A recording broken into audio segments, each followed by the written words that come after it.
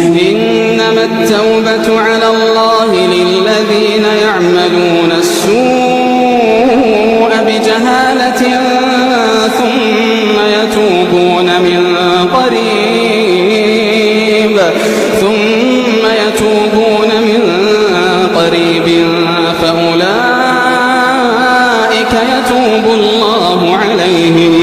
فأولئك يتوب الله عليهم وكان الله عليما حكيما.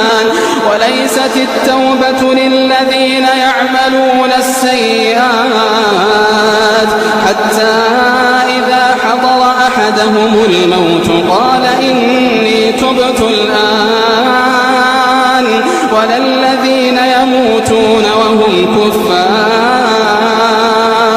أولئك أعتدنا لهم عذابا